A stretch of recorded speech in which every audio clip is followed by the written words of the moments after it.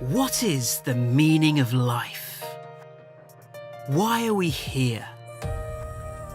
The biggest questions of all. The questions that have dogged the greatest minds for centuries. It makes me look up to the heavens in awe at our vast, magnificent universe and wonder at the possibilities of what life is all about.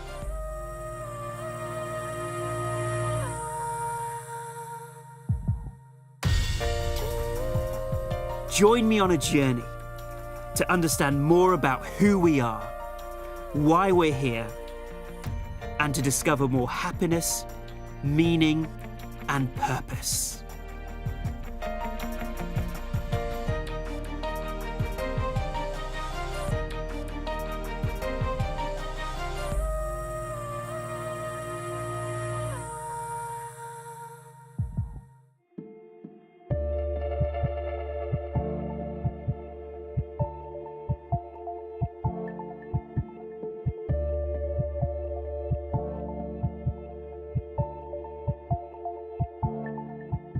We've talked about developing a more calm, peaceful mind throughout this film. Centeredness is a key part of that. Now, what is centeredness? The type of centeredness that we're talking about is sometimes called non-attachment or dispassion. And there tend to be three main situations during which we can develop centeredness. Firstly, being centered during desires and resistances. Secondly, being centered during the ups and downs of life. And thirdly, being centered about the results of our actions.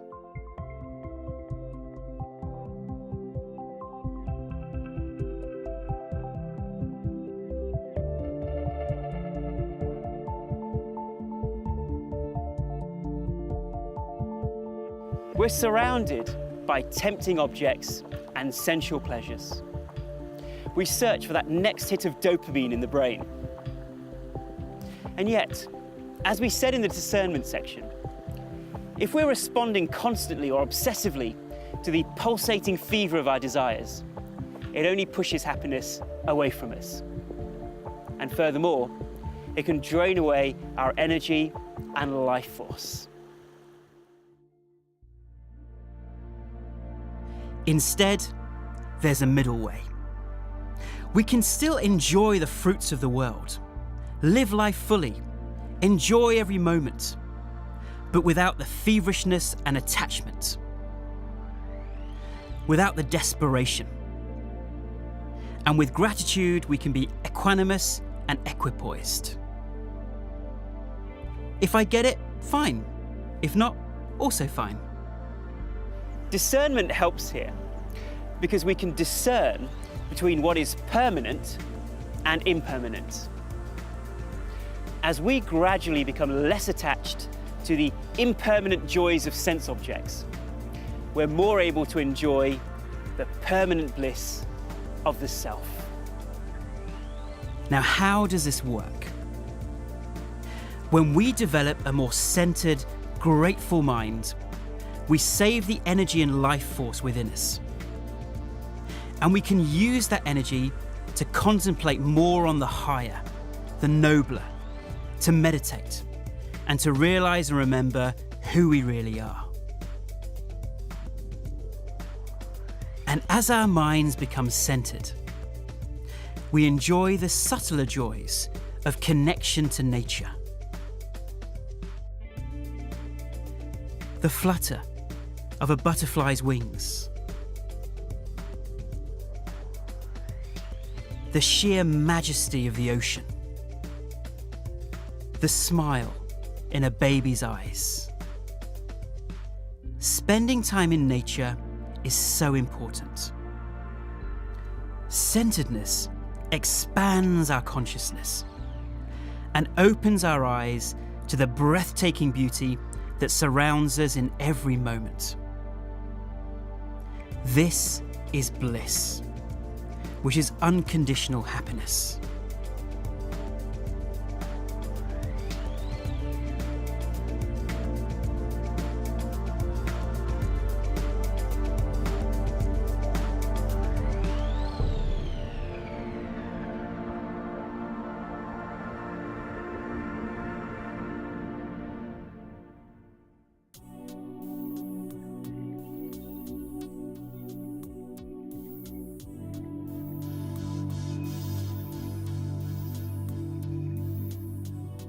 Now, life, of course, is a roller coaster.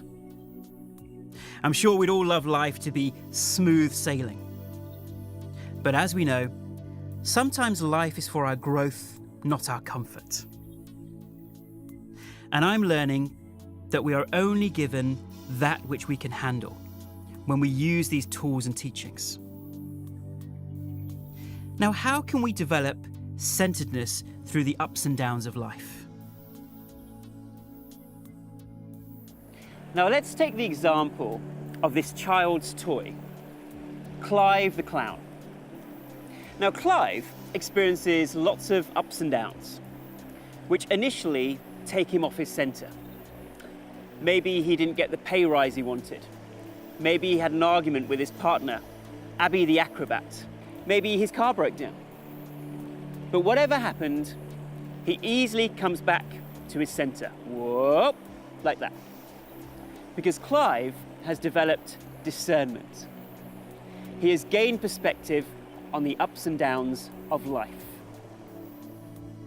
I accept whatever happens in life because I'm not in control of the outcome.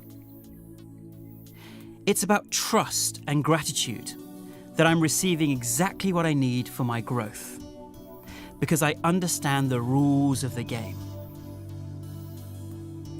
And when it doesn't feel that way, I can compassionately be present to myself and focus on connecting to that oneness, that stillness within, and surrendering my difficult emotions.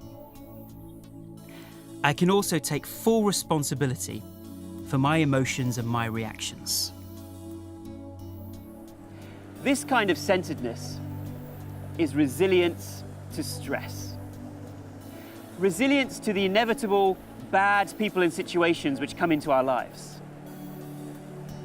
Now, the real secret is not to call them bad, but instead to have a neutral attitude to them. That's not to say that we blind ourselves to good and bad in our own value system, but we accept the higher growth that comes from challenging situations. And therefore, at the highest level, they're no longer seen as bad. Centeredness is being deeply established in that knowledge.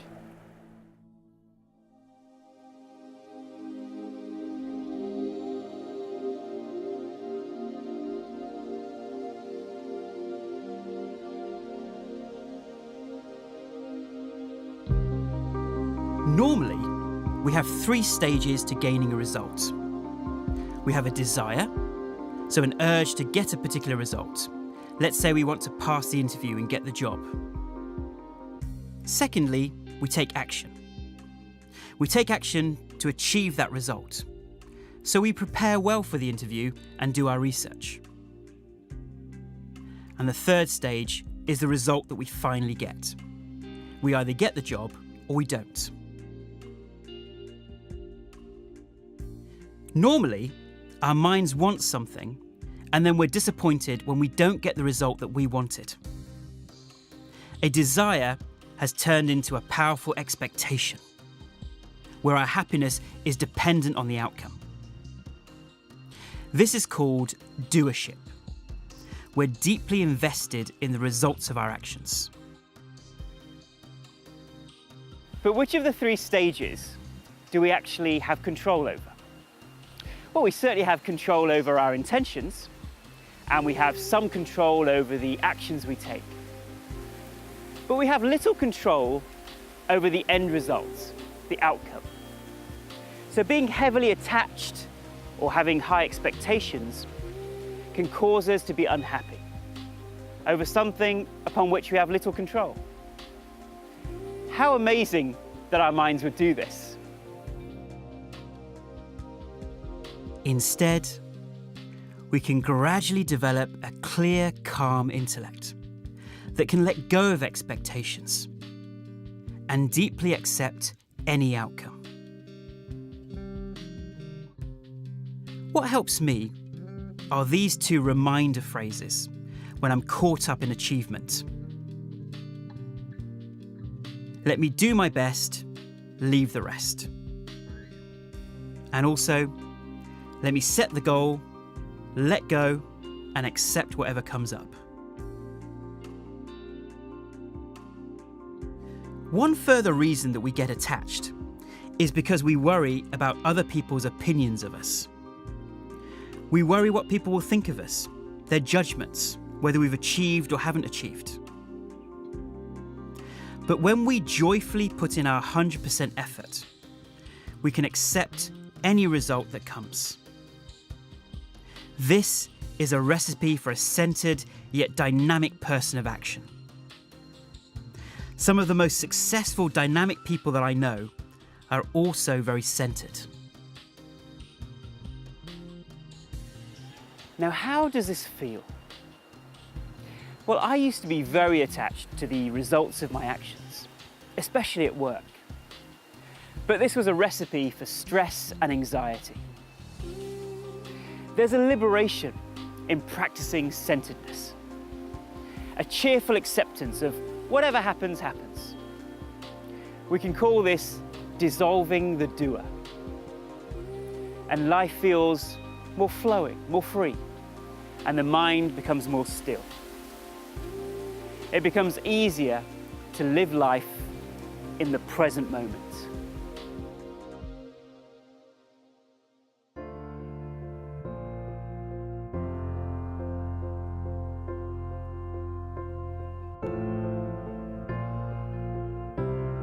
Now, some people believe that renunciation is the way to centeredness. Let me go and live as a monk in the mountains. I renounce the world. Now, of course, this is one path towards the ultimate. But centeredness is a state of mind, not a lifestyle. We still take our minds and our conditionings with us wherever we go. Instead, we can aim for inner renunciation, using the tools of discernment and centeredness. We can be amongst all the pleasures of the world. We can enjoy them, but with a centered, non-attached state of mind. If we suppress and deny our desires, we may be engaging in a spiritual bypass, meaning that we're using one piece of spiritual knowledge to bypass an important process of growth. Suppressing desires can actually lead to them coming back even stronger. Instead, we can compassionately validate and acknowledge our desires and our emotions. And once we've done that, we can choose what to do wisely from a higher state of consciousness. We can use discernment. What do I feel is the right thing to do versus the easy or pleasurable thing to do? An example is that of a lotus flower. It maintains its beauty despite growing in a muddy pond. The water is dirty, but the lotus only just touches the water. Now, there's no point in the lotus running away from the water just because it's dirty. But the lotus is in the water, but not of it.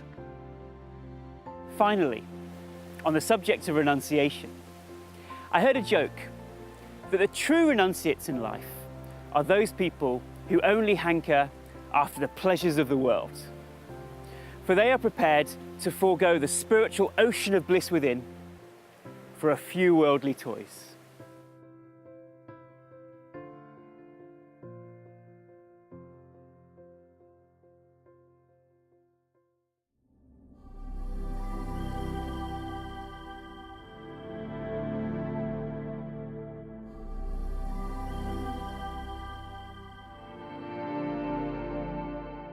Discernment and centeredness work together.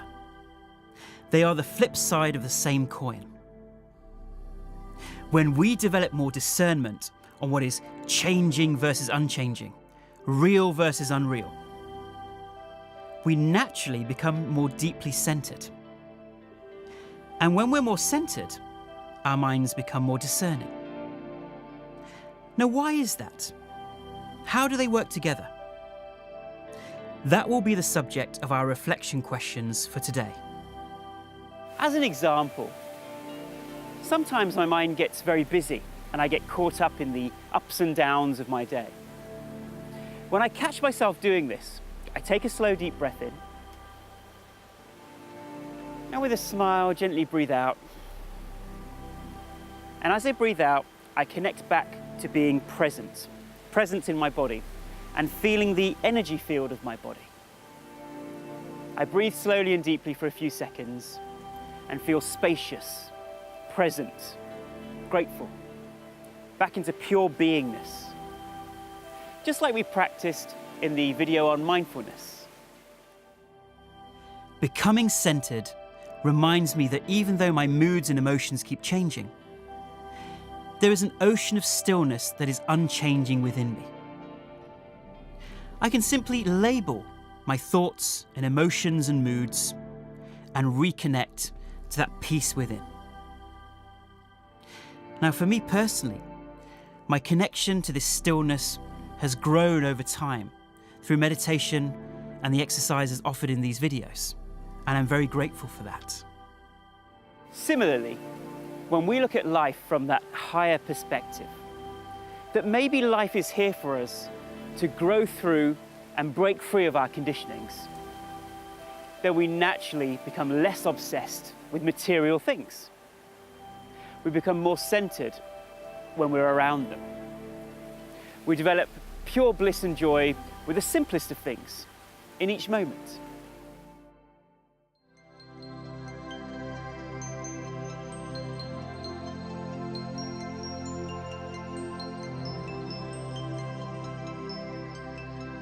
Discernment and centeredness are two beautiful concepts born in the depths of our hearts. And they have many gifts to give us. They can give us the gift of deeper happiness and contentment, deeper meaning in life. At the same time, centeredness and discernment require nurturing within us. They're like these two mountains which represent discernment and centeredness. They make the mountain rock solid, although the wind is blowing and gusting a gale. But look at these reeds behind me. They're like the mind that keep getting buffeted by the wind and keep moving and shaking. Do we want to be like the mind, or do we want to be like the mountains? That is why regular connection to this knowledge is key. For example, repeatedly watching these videos can help because you'll get something new each time. And repeating the meditations, of course. Discussing this knowledge regularly with like-minded seekers helps us on the path of remembrance. We cannot underestimate the importance of the company that we keep. You might like to try a weekly discussion class, or form a group for yourself, or attend a retreat. The Meaning of Life website offers a lot of opportunities and ideas to experience and experiment with this further. The purpose of words is to take us to the silence within. So it's not about becoming intellectually brilliant at understanding these concepts. We can't objectify the knowledge. We can only become the knowledge. Otherwise, this knowledge becomes dry and we become dry. The knowledge is there to satisfy our intellects and enliven our hearts. So we can use the intellect to go beyond the intellect into heart-centered living. Singing, dancing, chanting, the arts, celebrating. These can also help us develop discernment and centeredness with gratitude. By helping take us beyond the mind, beyond the intellect, to become more innocent and playful. That is why most spiritual traditions and religious traditions incorporate these into their activities. It's about allowing ourselves to let go and have an experience, a heartfelt glimpse of that which is beyond words.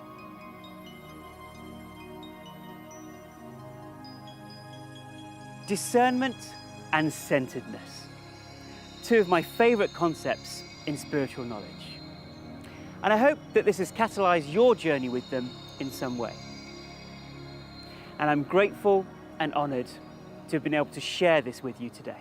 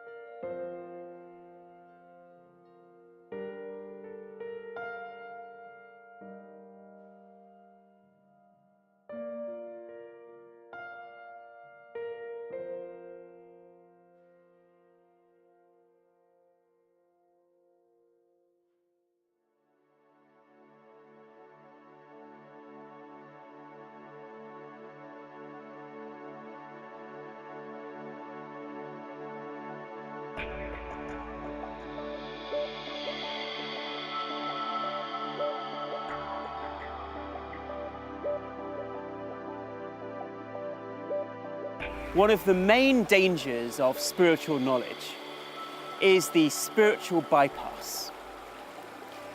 A spiritual bypass occurs when we use a piece of spiritual knowledge to protect ourselves from something uncomfortable. Now, there are three common spiritual bypasses. Firstly, repressing. Not acknowledging and working through our deep unresolved pain, emotions or habits. The second spiritual bypass is pretending. Thinking that we have to be happy all the time. For example, not allowing ourselves to express anger or hurt. And thirdly, blinding ourselves. Although everything may be happening perfectly for a reason, believing that it doesn't need to be addressed or that we don't have to keep growing or changing is a spiritual bypass. We may be enticed towards spiritual knowledge as a way of desperately getting away from something that we're too frightened to deal with. Or we may inadvertently use spiritual knowledge to ignore our blind spots or ignore our shadows. We may not acknowledge our pain or our unresolved emotions, but instead try to use a small piece of spiritual knowledge to suppress our emotions. For example, we may think that spirituality is all about trying to be happy all the time, or not allowing ourselves to experience anger. If we misinterpret the nuances of this knowledge on what is real and unreal, it can be detrimental to our growth. Because if we think that none of this is real, we may get stuck in another spiritual bypass. We may use this idea to say, oh well, yes, he punched me in the face, but it doesn't matter, it's not real. But until we're self-realised, we have to acknowledge our own pain and our own reactions. We have to validate our emotions. We also have to acknowledge the pain and suffering of others. We can allow our natural course of healing to unfold. So we do have to work on ourselves, on our journey back to blue. Otherwise, the conditionings stay unresolved in the bowl. This is our self-effort. Steering our kayak along the path we actually want to take, rather than where the river takes us. Spiritual bypassing robs us of these opportunities. It robs us of our journey back to blue.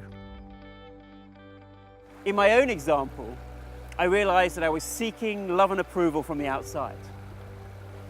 Now, I could blame others, or say that none of this is real anyway, or nothing really matters anyway. But that would rob me of the opportunity to become aware and take responsibility for my thoughts and actions, to decide to make an inner change, to steer my kayak in a different direction. This would change my conditionings, which then changes what is projected into my life. The ups and downs of life, the people and situations of our lives, they come to us for a reason.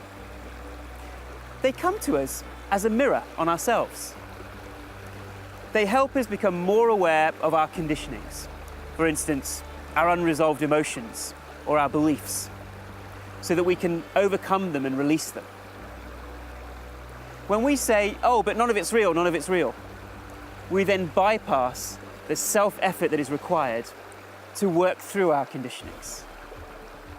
Sure, we can focus on the higher and at the same time work through our conditionings.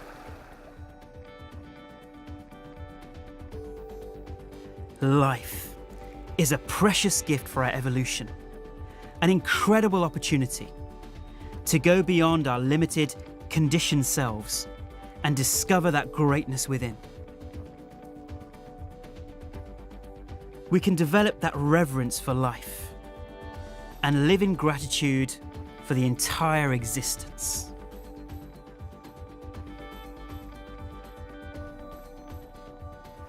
When we understand the rules of the game and play the game with an open heart and a surrendered mind, the rewards are beyond words.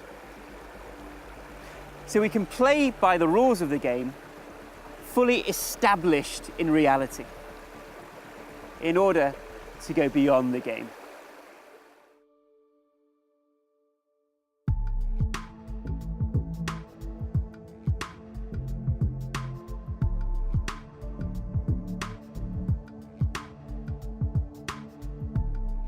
We can be more centered in the face of three things in life: the tumultuous desires and resistances in our minds, the ups and downs of life, and the results of our actions.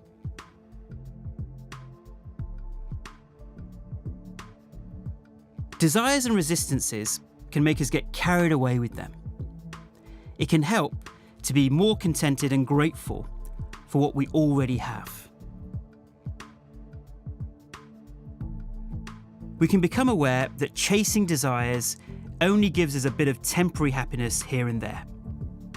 But when we identify with the permanent witness within us, we can be happy before we get the stuff. Ups and downs in life can take us away from our centre. Acceptance and surrender, as well as seeing situations as opportunities for growth, can help us return to our centre. Attachment to results can also take us away from our centre. But we can realise that we're not in control, and we can accept and surrender to whatever happens. All the tools of the experiment help us to develop more centeredness in the midst of the three challenges that we face. Gratitude is key. Practicing regular gratitude for what we already have in life makes us happier and more centered.